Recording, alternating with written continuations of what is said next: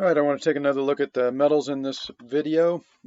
We should be getting close to another fleecing of gold bugs, and I'll explain here.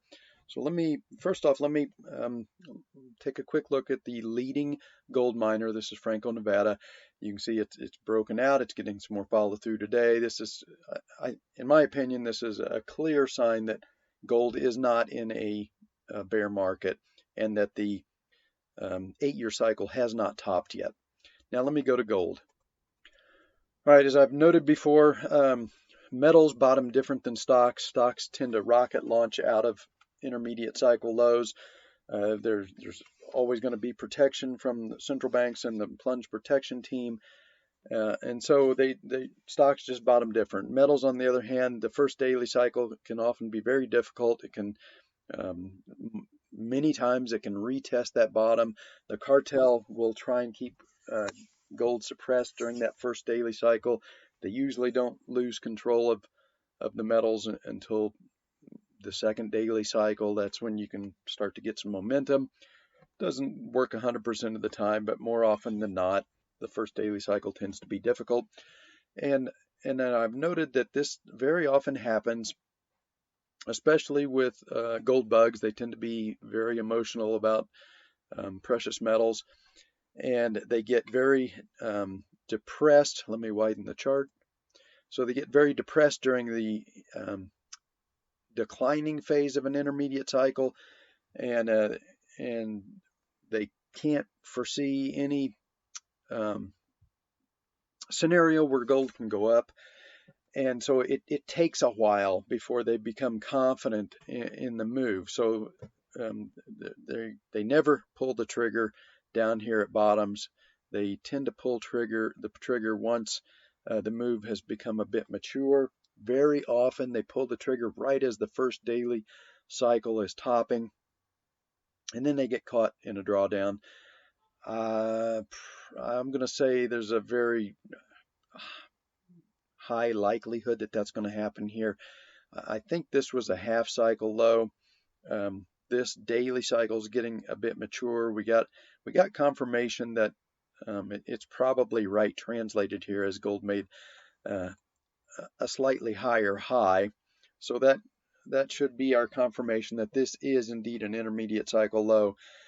And I suspect what's going to happen is somewhere in the next few days, gold is probably going to give us another push up and make a higher high. Maybe this 1850 level has been a resistance zone. Maybe we get a push up to that 1850, and that's the point at which gold bugs will finally decide that the coast is clear and they can start buying.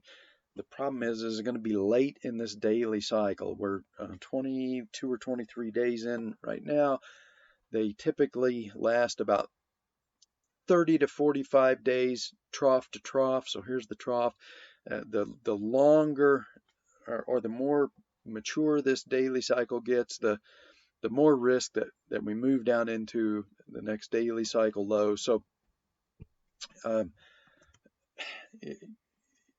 if we do get another push up and make higher highs, that's probably not going to be the spot where you want to all of a sudden go heavy in metals, especially leverage. I think you can be unleveraged.